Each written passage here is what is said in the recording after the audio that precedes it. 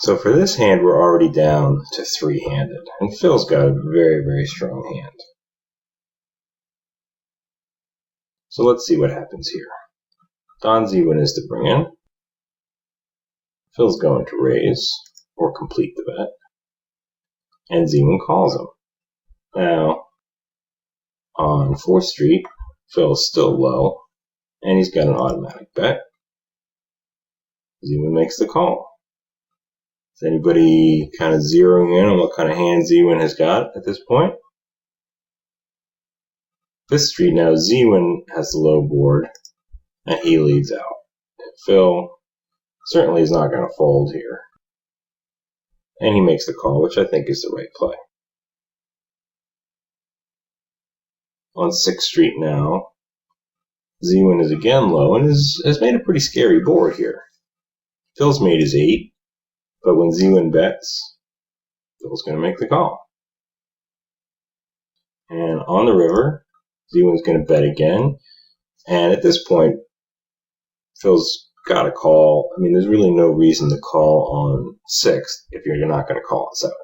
So he makes the call here, and Z-Win shows straight 6. Well, that's a heck of a lot better than a rough 8. But I'm not going to blame Phil for getting the showdown on this hand. Really, the big decision street was on 6th. And Z-Win's got a very scary board. But if you think about it, he certainly could have paired either the 3 or the 6. Because his board is much better than Phil's on those streets, and he's pretty much got an automatic bet there. So when you factor that in, Phil actually had about 45% equity on 6th Street here. Because, if Don had paired either one of those, Phil is ahead. And if Don had paired both of them, Phil's got him drawing dead. So he pretty much has to call down at that point.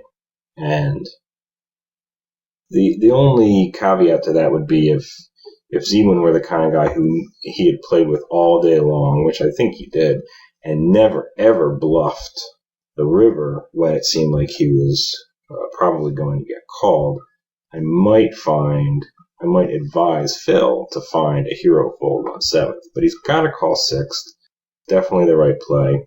And if there's any reasonable chance that Z-Win would then barrel 7th Street as well, then Phil's got to call 7th.